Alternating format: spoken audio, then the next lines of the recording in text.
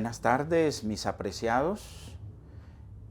Una vez más vamos a continuar con nuestro programa Educadores en Estilo de Vida y Bienestar.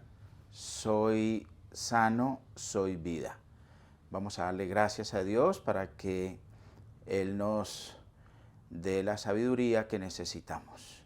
Padre, gracias por amarnos y gracias por la oportunidad de compartir este mensaje de salud, que a través de él podamos encontrar el camino a la restauración.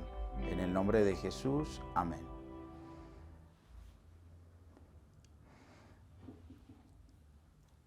Hoy hablaremos de las causas de la enfermedad y en esta primera parte haremos un abordaje clínico espiritual, donde trataremos de una manera general lo que la comunidad científica viene investigando acerca del aumento de la enfermedad y la cronicidad.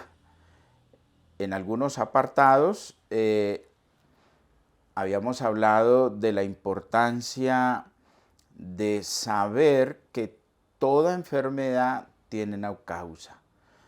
Ya Salomón lo había escrito en el libro de Proverbios, capítulo 26, versículo 2, donde dice, como el gorrión en su vagar y como la golondrina en su vuelo, así la maldición nunca vendrá sin causa. Para el pueblo judío, estar enfermo era una maldición. La maldición está directamente relacionada con la enfermedad. Y por eso el sabio Salomón dice que la enfermedad tiene una causa. Y hoy vamos a abordar las diferentes causas del por qué nos enfermamos. La ciencia occidental necesita evidencia para creer y se le conoce como el método científico, así lo llaman. Sin embargo, nunca se toma en cuenta el poder de la fe, que es indispensable para ser curado y ser restaurado. El saber creer en ciencia le decimos efecto placebo, pues estar tomando una pastilla vacía, pero como crees en ella, sanas tu enfermedad. Tienes que creer para poder ver. Sin fe no hay cura. Para nosotros los cristianos de fe, primero tenemos que creer para poder ver. En el libro de Hebreos, capítulo 11, versículo 6, dice, sin fe es imposible. Imposible ser sanado, imposible ser restaurado, imposible ser renovado. Necesitamos la fe. En el libro de Santiago, capítulo 5, versículo 15, dice que y la oración de fe salvará al enfermo, y el Señor lo levantará, y si hubiere cometido pecados, le serán perdonados. Hay una íntima relación entre la causa de la enfermedad y el pecado.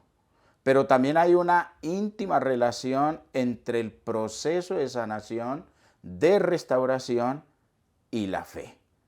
Vamos a empezar a ver algunas de las tantas causas del por qué llega la enfermedad. El Ministerio de Curación, en la página 89, dice Elena Harmon de White que la enfermedad es un esfuerzo de la naturaleza para librar al organismo de las condiciones resultantes de una violación de las leyes de la salud. En caso de enfermedad hay que indagar la causa, deben modificarse las condiciones antihigiénicas y corregirse los hábitos erróneos.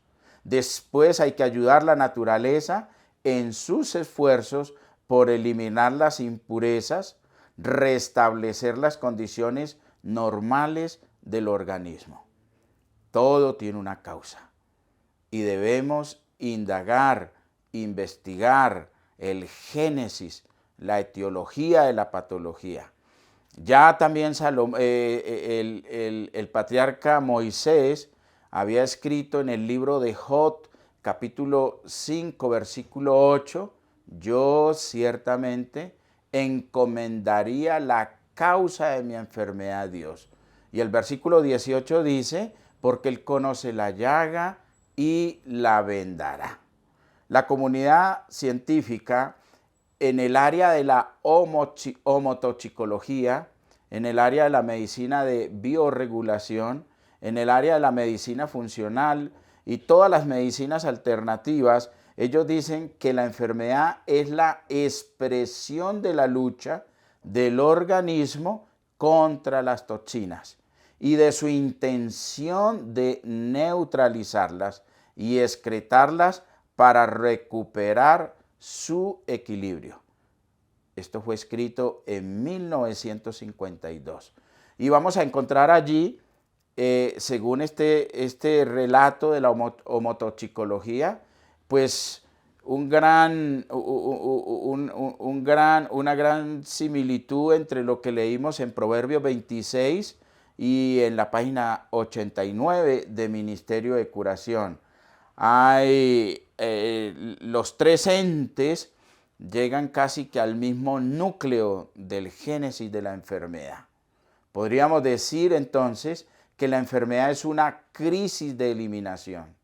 La purificación interior se realiza mediante los órganos de eliminación, tales como la hipersecreción biliar, salivar, vómitos, diarreas, orinas espesas, ácidas, ardientes, cargadas de toxinas, sudores profusos, sudoraciones profusas, supuraciones, aparición de granos, anet, eczemas, expulsión de desechos coloidales por los bronquios, por los senos nasales, por la nariz, por las glándulas salivales, por el útero, por las amígdalas, por las glándulas lagrimales.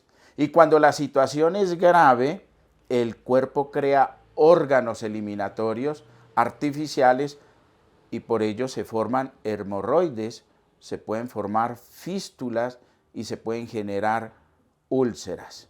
Merced a ese esfuerzo, como dice Elena White, en Ministerio de Curación, en la página 89, ese esfuerzo por eliminar, por sacar, por excretar, por depurar todos aquellos agentes patógenos que están generando la enfermedad. En ese orden de ideas, la comunidad científica dice que hay una serie de causas que son las que están generando que aparezcan permanentemente enfermedades desconocidas y que se van tornando crónicas, se van generando enfermedades difíciles para la medicina poder tratar.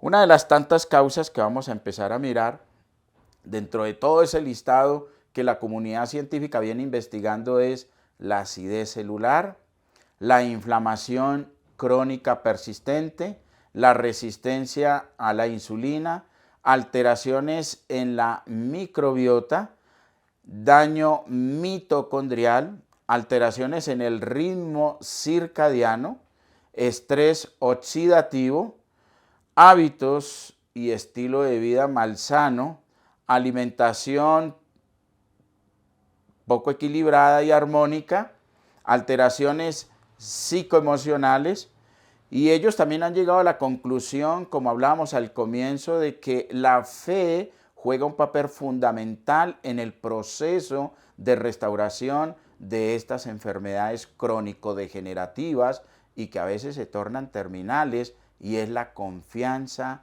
en Dios. Vamos a empezar a ver algunas cositas sencillas en cada uno de estos causales para luego en otra ocasión poderlas abordar de una manera más amplia. Podríamos decir entonces que la inflamación crónica persistente es el caldo de cultivo de todas las enfermedades degenerativas ocasionadas por el consumo de grasas trans, de aceites vegetales saturados en omega 3, de alimentos refinados, industrializados, procesados y ultraprocesados que permanentemente están ingresando en nuestra alimentación. Hablemos también un poco de la resistencia a la insulina y cómo puede generar no solamente la diabetes tipo 2, no solamente los problemas de obesidad mórbida, sino una serie de trastornos neurodegenerativos. Esta resistencia a la insulina se produce cuando las células de los músculos, la grasa y el hígado ya no responden bien a la insulina y no pueden absorber la glucosa de la sangre fácilmente. Como resultado, el páncreas produce más insulina para ayudar a que la glucosa entre a las células. Mientras el páncreas pueda producir suficiente insulina, los niveles de glucosa en la sangre se mantendrán en unos rangos saludables. Pero cuando permanentemente estamos consumiendo estos alimentos ultraprocesados, refinados e industrializados de una manera incontrolable, entonces ya esa insulina, que es una hormona que va a actuar como un vigilante que está al ladito a la entrada de las células para abrir la puerta para que puedan ingresar estos sustratos en forma de glucosa a la mitocondria y poderse finalmente convertir en energía inmediata para hacer cada una de las actividades de nuestro diario vivir. La resistencia a la insulina también es una respuesta biológica normal, alterada por la presencia de un factor insulínico llamado IFG1, el factor de crecimiento semejante a la insulina tipo 1, que es una hormona polipeptídica segregada en múltiples tejidos por efecto de la hormona del crecimiento. Es responsable de parte de las acciones de esta hormona y además tiene un efecto hipoglucemiante y anabolizante que genera receptores homólogos a la insulina.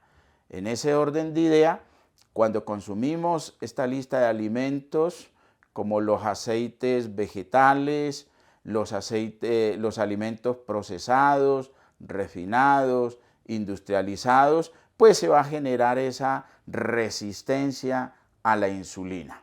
También hablábamos dentro de todos estos causales de por qué se vienen formando permanentemente enfermedades, hablábamos de una alteración en la microbiota. La microbiota, que es también conocida como la flora intestinal o microbiota o flora humana, que es el conjunto de microorganismos vivos o bacterias que se encuentran en el intestino o tubo digestivo del organismo humano y en otras muchas partes. Por ejemplo, la microbiota bucal, que la compone un promedio de más de 6 billones de microorganismos que van a actuar como la primera barrera de defensa para todos aquellos alimentos que van a ingresar por la cavidad bucal. También hablamos de la microbiota que se encuentra en el cuero cabelludo, en la piel, pero la más importante de todas, donde se forman una cantidad de elementos indispensables para garantizar la vida, es la que se da a nivel del intestino. La existencia de estas bacterias intestinales es muy beneficiosa para el desarrollo del sistema inmunológico, así como para la conducta humana y el estado de ánimo. La microbiota afecta el sistema digestivo, su metabolismo, nuestro estado de ánimo, aún el líbido, la inmunidad, la percepción del mundo y la claridad de nuestros pensamientos. Ayuda a determinar nuestro peso corporal. Según la comunidad científica, existe un desarrollo paralelo entre la maduración del cerebro y la del ecosistema bacteriano del intestino. los microorganismos que viven en esta microbiota o bacterias intestinales como hongos, virus, protozoos, arqueobacterias que residen en el cuerpo y que juegan un papel fundamental en la salud como también en la enfermedad. Y debe haber un equilibrio en cada uno de esos microorganismos que colonizan nuestro ser. Y no solamente un equilibrio, sino que también debe haber una simbiosis donde ellos mutuamente trabajan en un beneficio común y es garantizar el bienestar y la vida del ser vivo. También vamos a hablar acerca de cómo de una manera equivocada se manejan algunos síntomas, algunas enfermedades, sin tener en cuenta todos estos elementos que hemos venido hablando. Vamos a tomar un ejemplo. Si tienes una infección, no tendría ningún sentido darte un antifebril para bajar la fiebre. Hay que darte un antibiótico para combatir la infección. La fiebre es solo un síntoma, no es la causa de la enfermedad. De igual manera, si tienes diabetes, es decir, la azúcar alta es solo el síntoma, no la causa de la enfermedad. Los actuales tratamientos se concentran en bajar el azúcar en sangre, o sea, el síntoma, en lugar de combatir la resistencia a la insulina, que es la que nos lleva a desarrollar la diabetes tipo 2. A los pacientes se les da hipoglucémicos, insulina, que tratan el síntoma. Y como la causa nunca es combatida, pues el paciente empieza a empeorar y a generarse otra cantidad de molestias y enfermedades que lo van a llevar a un estado a un estado más crónico, y donde van a empezar a aparecer otra serie de enfermedades que no estaban ahí, y simplemente porque se estaban manejando medicamentos que estaban tratando los síntomas y no la causa, pero que finalmente empezaron a través de ellos desarrollarse otra serie de patologías. Podríamos decir entonces, haciendo un pequeño resumen de lo que hemos hablado hasta ahora, que la enfermedad es una crisis de eliminación. La purificación interior se realiza mediante esos órganos que hablábamos ahora. Es decir, el cuerpo necesita eliminar esas toxinas, esos residuos provenientes del metabolismo de las proteínas, especialmente las proteínas de origen animal. Una vez estas proteínas de origen animal se degradan, entonces empiezan a producir urea, ácido úrico, santinas, metilsantinas, piruvatos, amoníaco, colesterol, y la combustión del azúcar va a producir ácido láctico y gas carbónico. Las grasas en ese proceso metabólico, al ser transformadas, se forman ácidos cetónicos.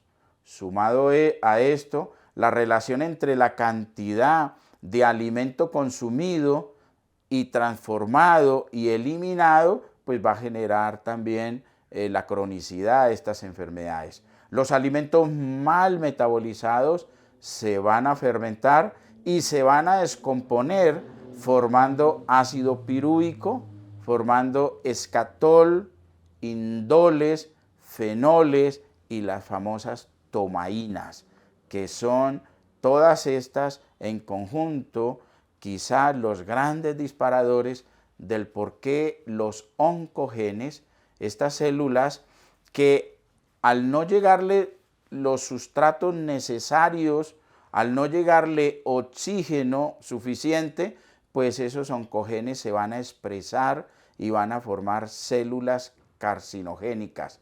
Razón tenía el doctor Otto Warburg, al que le dieron premio Nobel en 1931 por descubrir la causa de la enfermedad, y él enseñaba que ninguna célula puede sobrevivir en un entorno ácido.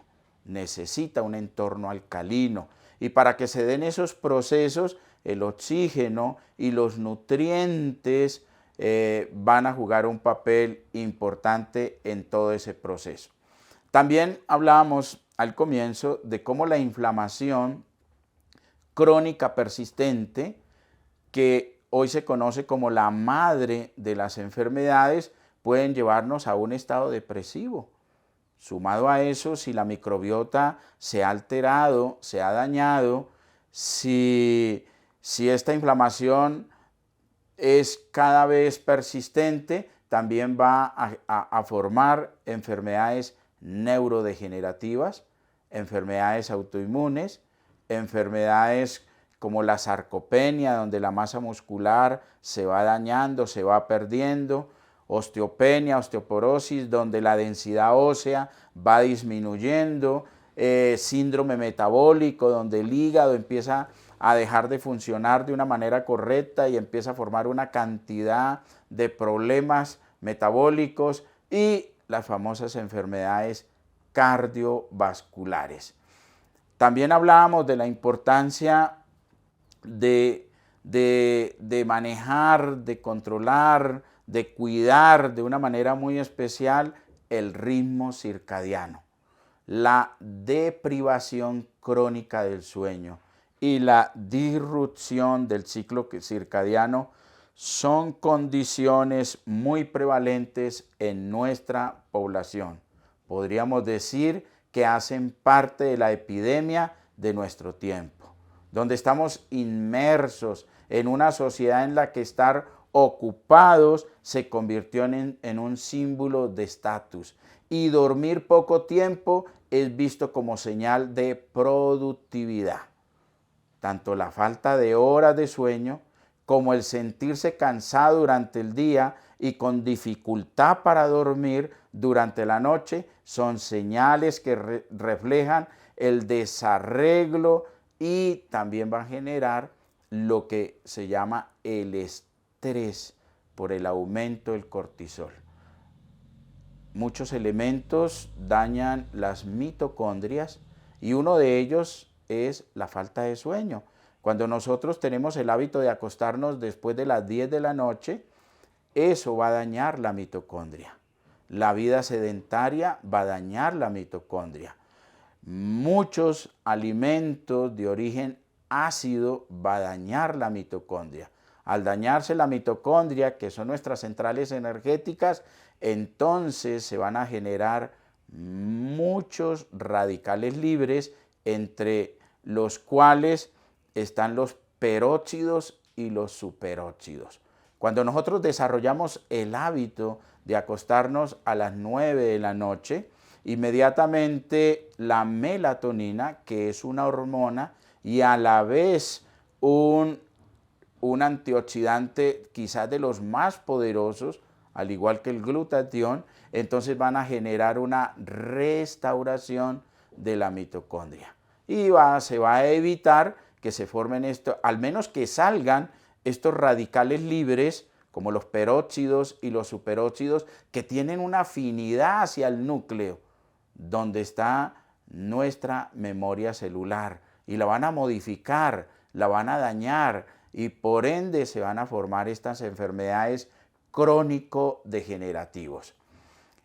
Cuando nosotros nos acostamos tarde y llevamos una vida muy impulsada por el hacer, buscando el tener y no pensando en el ser, pues el cortisol, que es una de las principales hormonas inflamatorias, va a generar inflamación, va a generar que la mitocondria se dañe, va a generar que el sistema inmunológico no responda, y toda la parte psicoemocional se va a alterar.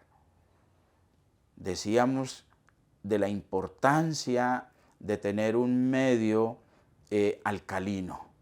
Cuando la alimentación es alcalina, entonces nuestro cuerpo tiene tendencia a la salubridad y a la longevidad. Cuando nuestra dieta es ácida, vamos desbocados hacia la enfermedad. Cuando la alimentación es mala, la medicina no funciona. Cuando la alimentación es buena, la medicina no es necesaria. Por eso es muy importante dentro de la vida de todo ser vivo, de una alimentación equilibrada, armónica y acorde a cada ser humano y a su actividad que realiza. Otro causante que la comunidad científica viene estudiando acerca del por qué se están formando tantas enfermedades y están llegando a su estado crónico, a su estado degenerativo y lastimosamente a su estado terminal, es que nuestros suelos son muy pobres. Ya la gran mayoría de los alimentos que consumimos no tienen los fitonutrientes que van a generar unos biomarcadores para poder controlar ese pH, ese grado de inflamación y esos procesos de nutrición a nivel celular. Los alimentos producidos por la tierra, como la fruta, las verduras, los cereales, las oleaginosas, los tubérculos, las hortalizas, que estamos consumiendo permanentemente y que no se están cultivando con sustratos que restauren el suelo, que le den al suelo esos fitonutrientes que después nosotros vamos a tomar a través de ese alimento que debió haberlos tomado del suelo y que posteriormente nos van a garantizar la salud y el bienestar.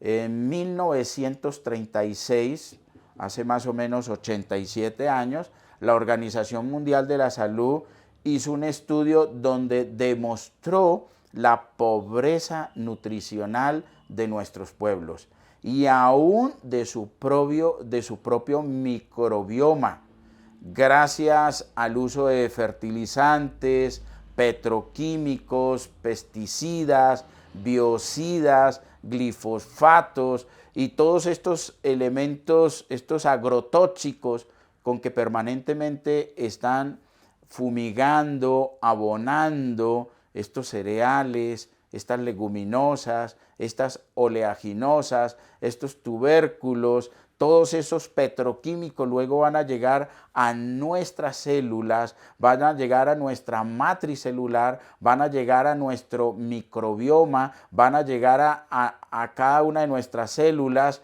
y van a generar un desbalance, van a inflamar, van a congestionar y van a generar una cantidad de problemas. En el libro de Proverbios, capítulo 3, versículos 5 y 8, dice: confía en Dios con todo tu corazón y no te apoyes en tu propio entendimiento. Será medicina para tu cuerpo y refrigerio para tus huesos. Cuando Dios hizo toda esta biodiversidad y todo el ecosistema donde nosotros íbamos a desarrollarnos y a vivir por la eternidad, el Señor lo hizo con unos propósitos muy especiales y es que pudiéramos estar sanos. Recuerden, la alimentación, el estilo de vida y los hábitos deben garantizar bienestar y longevidad. Vamos nuevamente a darle gracias a Dios por esta corta reflexión que hemos tenido acerca de las causas del por qué enfermamos. En nuestro próximo apartado vamos a empezar a tocar de una manera más profunda cada uno de estos causantes del por qué la enfermedad se está volviendo crónica, degenerativa y en muchos aspectos terminal. Vamos a darle gracias a Dios. Señor, una vez más te damos gracias. Cuando tú hiciste al hombre en el sexto día, durante esos primeros 5 días tú hiciste todo lo que íbamos a necesitar para nuestra longevidad. lastimosamente, Señor, nos hemos apartado de tu plan divino, razón por la cual nos hemos enfermado. Pero seguimos confiando, Señor, en que tú nos darás sabiduría, nos darás tu bálsamo de Galaad, tu mano sanadora, tu poder curativo, para encontrar nuevamente el camino hacia el bienestar y la longevidad. Gracias, Señor, por amarnos. En el nombre de Jesús. Amén.